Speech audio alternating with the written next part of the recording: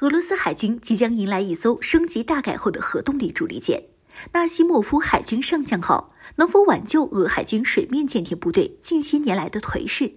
其对比055大驱又是如何？一起来看详细分析。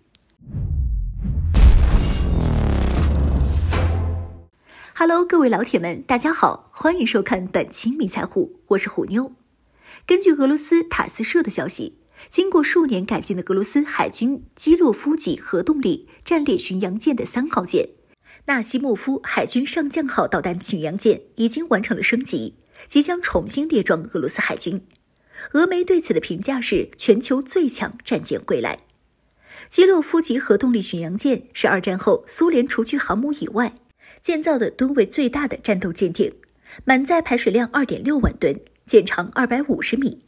当年英媒对其的归类为不是一般的巡洋舰，而是战列巡洋舰。尽管它没有战列巡洋舰的巨炮和厚重的装甲弹，基洛夫的核动力导弹巡洋舰有2个特点，一个是体积吨位巨大， 2.6 万吨的排水量相当于一艘071船坞登陆舰，或是2艘055大驱，长度甚至比轻型航母还要长。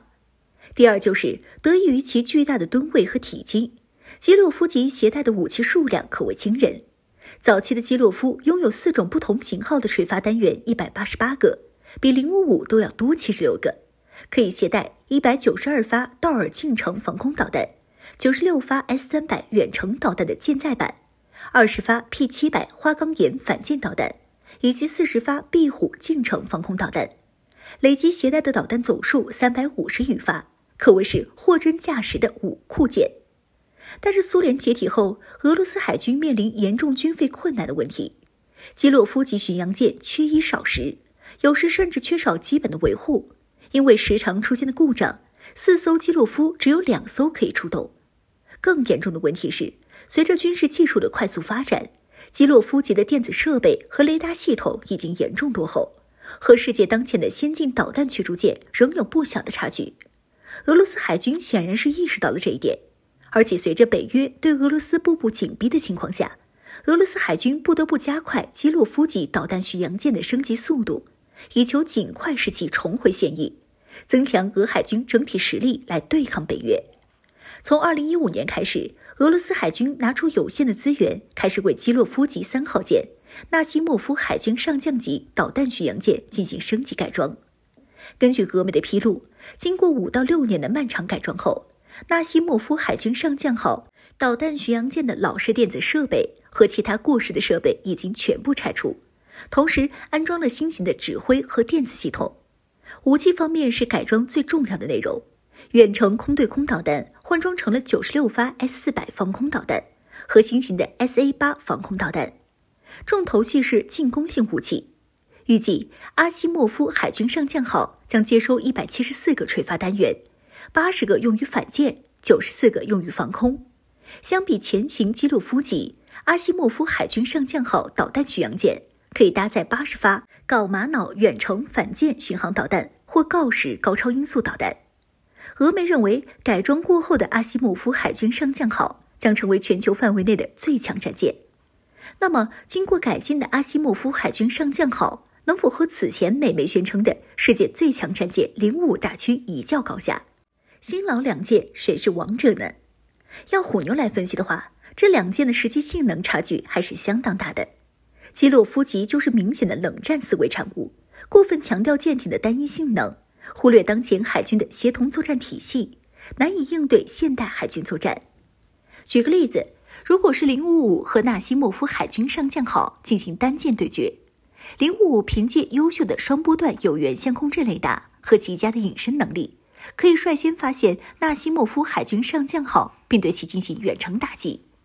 而纳西莫夫海军上将号的舰体庞大，隐身效能近乎为零，其装备的舰载雷达相比055的舰载探测雷达已经落后数代了。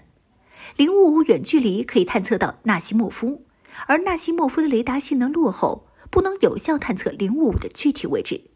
因此，在事态感知能力严重落后的情况下，空有一身导弹的纳西莫夫海军上将号将难以对055形成致命威胁。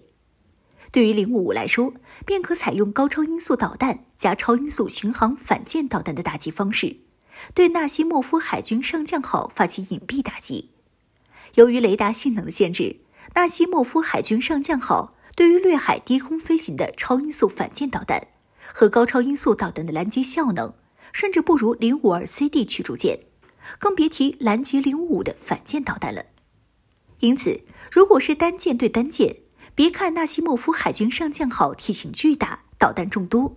但是在单舰探测能力严重落后的情况下，对上技术水平更先进的055便难以应对。当然，以上只是假设。